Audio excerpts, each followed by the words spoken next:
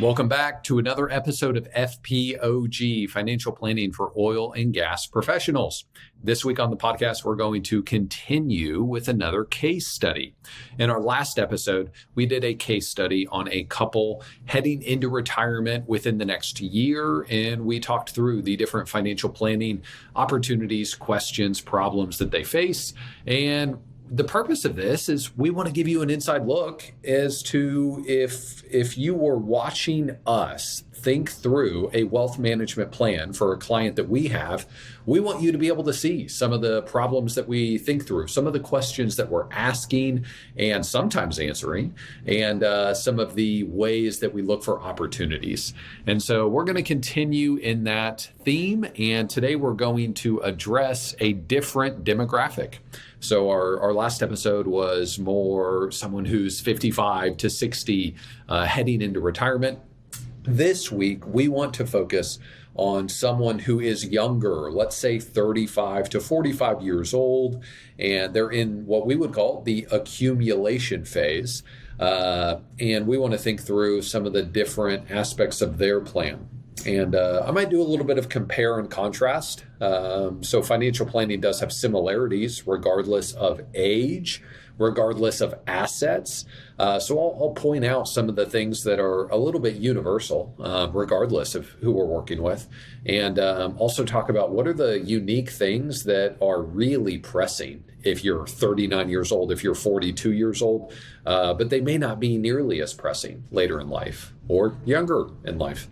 So with that being said, we will dive in here shortly. Let's see, I think last episode, I gave an update on conference realignment.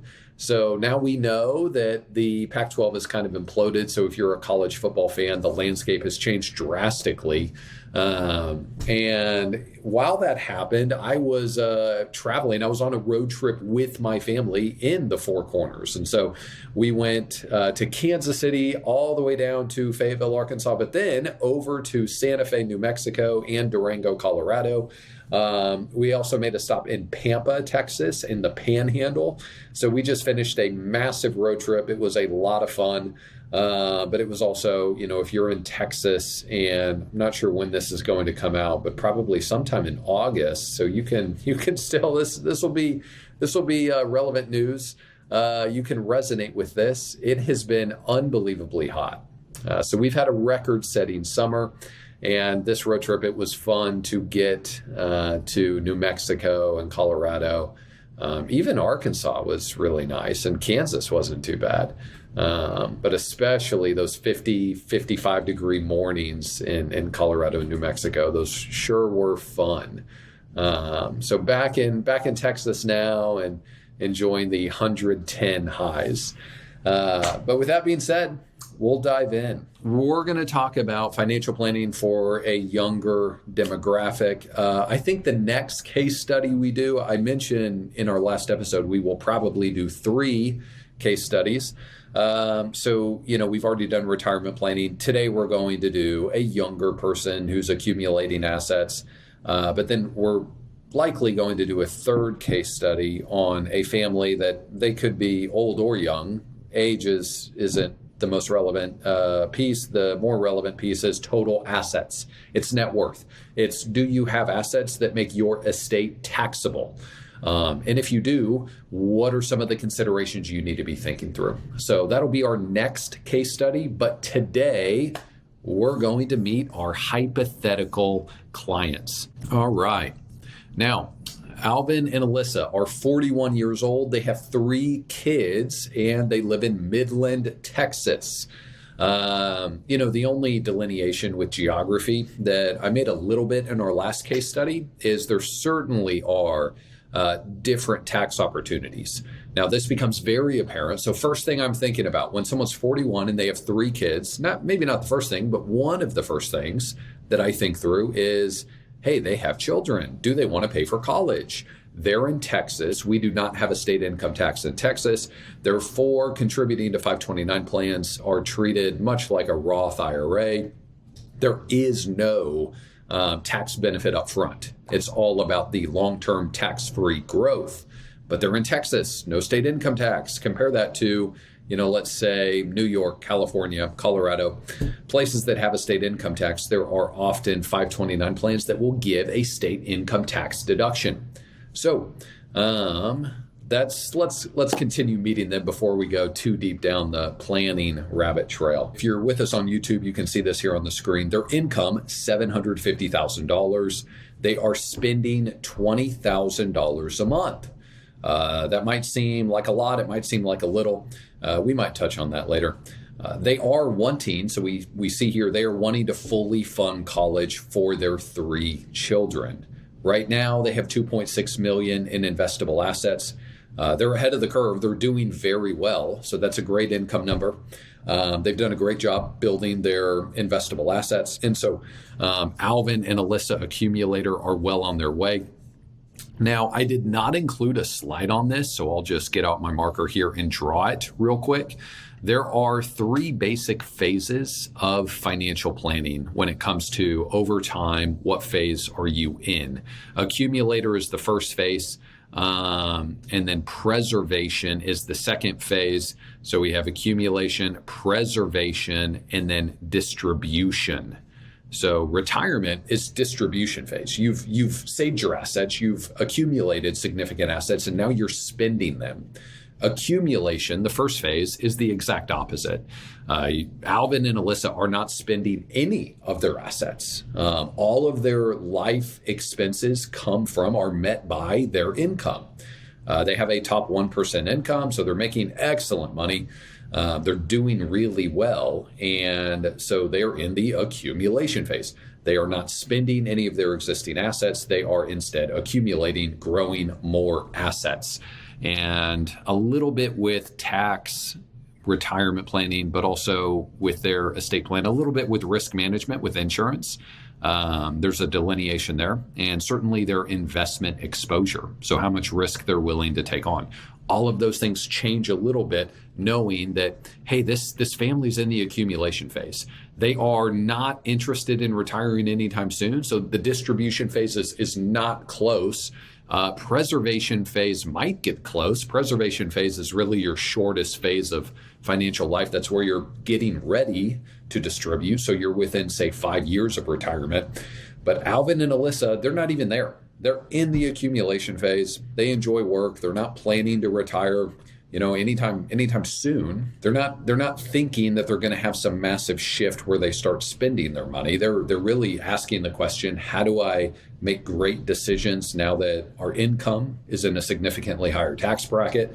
How do we manage resources that, they probably did not have anywhere near this amount 10, 20 years ago? And so they're trying to essentially keep the ball rolling.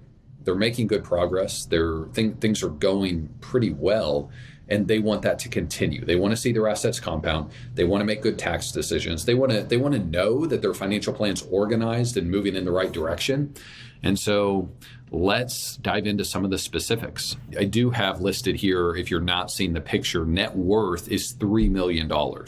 So you can back into that and assume that if investable assets are 2.6 million, that means they have 400,000 of equity in their home. I'm keeping cars out of it. You can really go either way on that, but not a huge issue either way.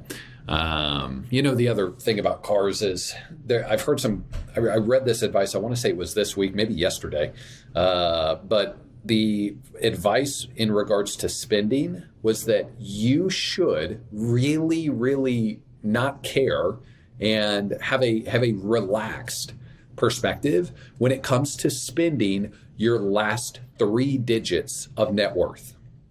And so the idea there, let's get a little more practical there, is, if you have a net worth of $900,000 and something costs $800, well, that $800, that's in the last 3 digits of your net worth. It's not going to make or break you. And so you don't need to obsess over that spending decision. But you can also kind of customize it. And I might be totally butchering this from what I read. But big picture, if your net worth is $50 million, Well, then you don't need to obsess or get too worried about spending $10,000. If your net worth is $500,000, well, you don't need to obsess over spending $50. And so kind of right sizing how you think about your different expenses and how you spend. Now, let's go back to Alvin and Alyssa here. So Midland, Texas, they're 41 years old. They have 3 kids, 2.6 million in investable assets. Here's how that breaks down in their balance sheet. So if we get specific, look at each account. Their pre-tax assets are 1.2 million. So almost half, about 50% of their assets are in pre-tax retirement plans. So 401k, IRA, or pension. We could also throw 403b, 457, whatever the case. This is their pre-tax bucket. And I draw that in red. We have a red circle there. Reason being, all of that is still exposed to income tax, so we need to be mindful of that. They have 1 million in brokerage. Now, 500,000 of that is in cash because of some significant cash bonuses they have received. 500,000 is still in a brokerage investment account. So an investment account that is not a retirement account. Next, we have 2 Roth IRAs. Alyssa has 100,000 in hers. Alvin has 100,000 in his. We also see here that they have 200,000 in 529 accounts. So that is a lot. That is the huge savings in 529s. We will certainly come back to that. That's their balance sheet. So net worth of 3 million, 2.6 of that 3 is investable liquid liquid in air quotes, assets today. And again, their income is a tremendous income, 750,000. And so we want to think through what are the tax decisions that they want to think through, both this year. Can they do things to lower their tax bill in the next 12 months? The bigger question we want to ask, though, is what do we want to do? How do we want to position their balance sheet? What decisions can lower their taxes over the next 10, 20 years?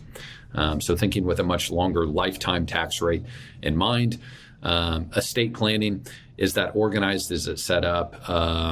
Do key family members know where to go, what to look for there? Insurance risk management. And we're also going to talk about investments a little bit too, because here's the biggest difference. I'll take a quick pause here and talk about probably the biggest societal, family, or financial planning difference between millennials and boomers. The biggest difference is how your benefits are structured. And so we have a lot of videos and articles on NUA, on net unrealized appreciation. We have a lot of content on your decision around your pension and thinking through pension assets that are qualified versus not qualified. Those 2 topics are massive things to think through. Extremely relevant for most people retiring from an oil and gas company today. So if you are over 55, those things are very relevant to you. If you're 40, you might have NUA, you might have a pension, but the biggest shift by far is that no longer do you see pensions and 10% 401k matches. You do still see some of it, but more of what you're seeing is RSUs. And, restricted stock units is really just one form. I could make a little bit more broad definition. Equity compensation. Easily the biggest difference in financial planning between millennials and the 60-year-old and up generation. So the reason why that's such a foundational difference is you're talking about a vastly different balance sheet breakdown. If you watched our last episode, I think it was Elvis and Imogen, their retirement plan, their balance sheet was something like 90% pre-tax, maybe 80% pre-tax, but very heavy, very overweight in assets that have not been taxed yet, but assets that will all face some sort of tax rate at some point in time, whether in their life or in their children's lives. Now, with millennials, we don't necessarily have the pension benefit. We don't necessarily have NUA. And so much of our balance sheet is now shifting from, if you're on YouTube, the red bucket to the blue bucket. Any form of equity compensation or cash bonus as well that is ending up in a non-retirement brokerage account. So big difference there. There's no tax shelter with the blue asset, with the brokerage asset there. There's no tax shelter. You have to be mindful of dividends, capital gains. Also, there is no asset protection there. And so a lot of different opportunities and problems. I wouldn't necessarily say that it's good or bad. It's just different. And so with that being said, let's dive into tax planning. So that's going to be the first thing we look at with their financial plan. What are some tax decisions Alvin and Alyssa can make to put themselves in a better position, both in the short term and in the long term? If you're with us on YouTube, you see number one. And this is literally copy and pasted from last week's episode. So defer. Again, this family is in the top tax bracket. And so there is no easier tax arbitrage than understanding that, hey, when you're making $750,000 a year, you need to be doing pre-tax. Now, someone might watch this and think, well, tax rates are going to be higher for Alvin and Alyssa in retirement than they are today. Historically, we have low tax rates today. My answer to that is you're absolutely right. Tax rates are probably going up in the future. They're scheduled to go up in 3 years. And so why in the world would we defer knowing that? Well, a few different things. If Alvin and Alyssa are planning to work forever and they're never wanting to retire, well, then I would change my answer. And maybe they should do Roth. Maybe it should be considered. Now, that sounds like a little bit of a facetious hypothetical, but it is possible. There are some people that will work forever. Usually, that's going to be, let's highlight this last point, someone who is self-employed, someone who has total control over their work situation to the extent that they get to dictate how long they work. If you own your business, you have a lot of say in that. You have a tremendous amount of influence in working until you're 90 years old if you want to. But if you're working for a large company, you do not have that influence. And so we are assuming that Alvin and Alyssa at some point are not going to be working in their current situation. So whether it's 8 years from now, whether it's 14 years from now, or 24 years from now, Alvin and Alyssa will at some point in the future show this picture of the timeline. They will be in that green area where they have lower taxes because they do not have earned income. So defer income. Number two, charitable giving. Certainly something they want to think through. If Alvin and Alyssa are giving anything to charity, they need to really think about the RSUs that they have and potentially give the lowest basis shares that they have. Or if they just have brokerage investing, let's pretend let's pretend they bought Google 15 years ago, and now it's up, 2,000% or something crazy. Those need to be the shares that are given to charity. And we've covered this, but again, even if they love Google or whatever the stock may be, and they want to hold it, they don't want to give it, still give it to charity, and then repurchase it. And so charitable giving, you want to be strategic there. You also, if you're giving $4,000 a year or $7,000 a year, bunch 3 or 4 years all into 1 year so that you can actually get a higher deduction than the standard deduction. Okay, Roth building. Now, this is a little bit in contrast to number one. So I just mentioned that they need to be deferring income as much as they possibly can. But still, Alvin and Alyssa do need to be strategic about building their Roth assets where they can. Now, if we look at their balance sheet and their description, their biography, we know that they're over the limit for Roth IRAs. So backdoor Roth is where we want to look there. And that leads us into number 4 here. So where they contribute, where they invest, it needs to go HSA, if available, 401k pre-tax, max that out, backdoor Roth, and brokerage accounts. I'm going to say right now, there's 2 things that should dominate Alvin and Alyssa's financial plan. So there's 2 things that matter more than anything else. Number 1 is a pretty boring topic, and that is life and disability insurance. Alvin and Alyssa have 3 kids. Yes, they've done a great job getting to where they are today, but they do not have enough assets to meet their needs if they were to pass away. So they need life insurance, they need disability insurance, and they probably need that for another 10 years or so. So getting low cost term policies for a 10-year period of time could be great on the life insurance side. Maybe we see what their workplace offers. Maybe their workplace open enrollment benefits can check that box. But that's number one, period. They have to have appropriate life and disability insurance. Number two, this should dominate what they think about. And this thought has really changed the way we think about some of our current clients. We've done this for the past few months and doing this for the next several months. When we meet with younger clients, we are, I'm adamant that not everyone has to budget, but we are trying to implement more of the budgeting features within our financial planning software. I mean, this is, financial planning 101. It's so basic, it's almost boring. But you've got to understand that if you're 41 years old, it is extremely possible that you've got 50 or 60 more years to live. And so a dollar invested today is worth dramatically more than a dollar invested 25 years from now. And so you don't necessarily feel super young if you're, 40 and you have 3 kids, but you've got to understand that you could live for a really long period of time. And more important than almost anything else is your savings rate. Vanguard, Fidelity, so much research has been done on this topic that the number one predictor of financial freedom, the number one predictor of future wealth is not your investment portfolio.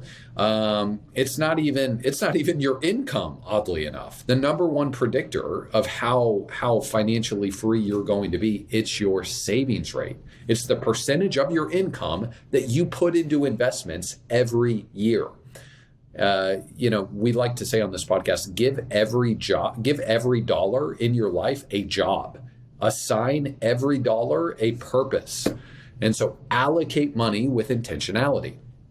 And so your savings rate, Alvin and Alyssa are sitting there making $750,000 a year. It's really easy to spend way more than they need to. Now we want to stop here, and part of financial planning, income planning, and if you're on YouTube, you can run through all of these questions that we have here. But part of financial planning is, hey, spend joyfully.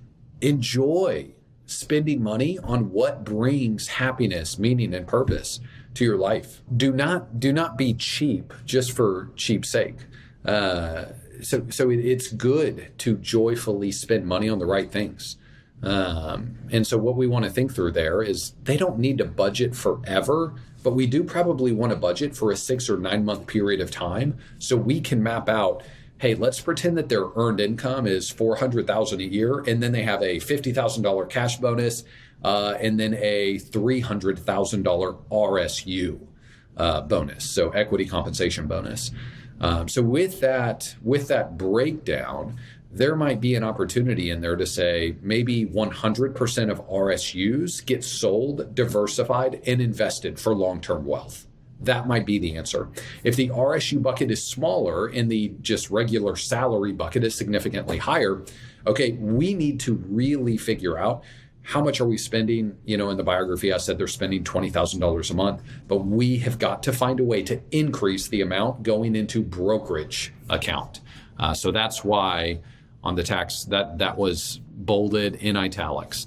RSUs and savings rate is really going to dominate how quickly they reach financial freedom. What we want to think through here is going back to their balance sheet and looking at their income situation. The way their assets are spread out now, the amount of assets that they have now, they're in a great situation.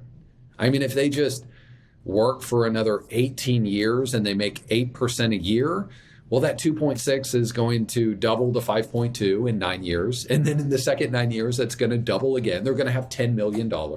I'm not really getting at this to say they need to be really careful to make sure they don't put retirement in jeopardy. I'm more saying if Alvin and Alyssa want to give themselves optionality at a really young age, let's go to the timeline of planning down here, the last slide. So this flexibility window at age 50, if they want to be able to wake up at age 48 and say, hey, I think I've had enough, let's retire. Or let's go do something wildly different. We just had clients that, left a giant super major in Houston, and they moved to Lawrence, Kansas to be professors. And so what an awesome thing. What an awesome life opportunity.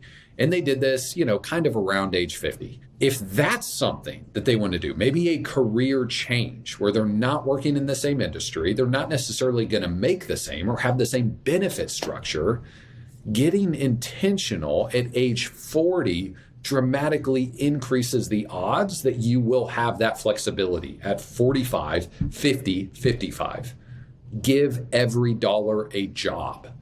Be intentional about every asset that passes through your financial household.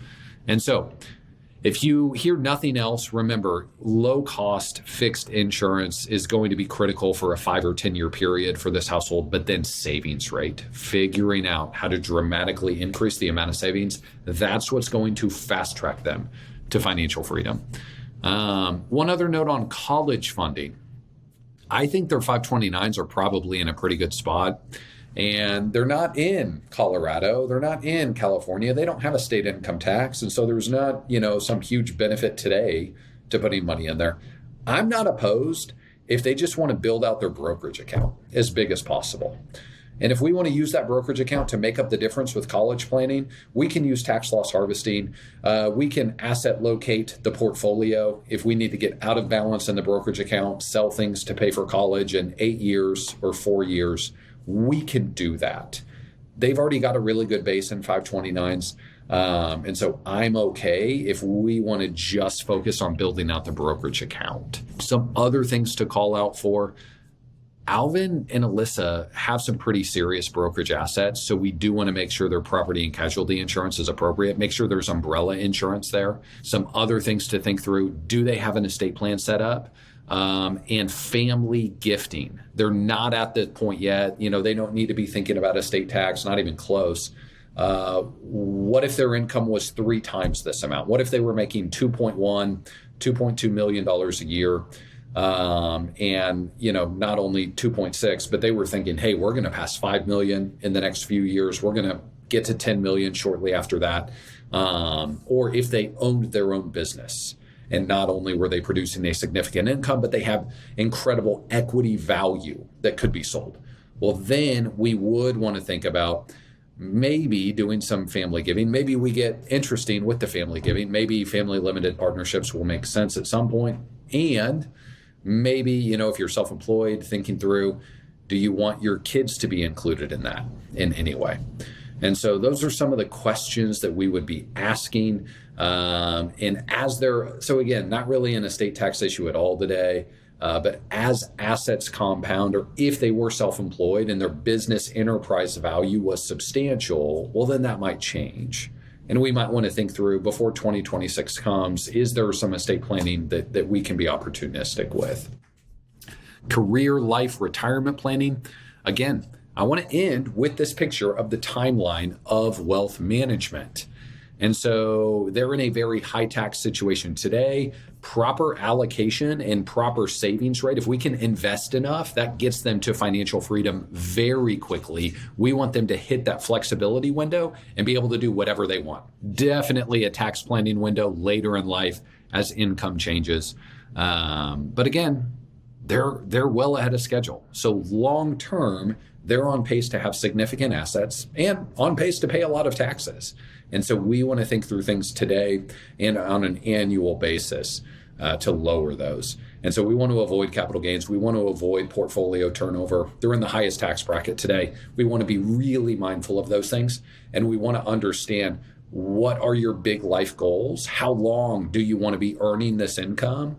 And is there a window later on where you want to be fully retired?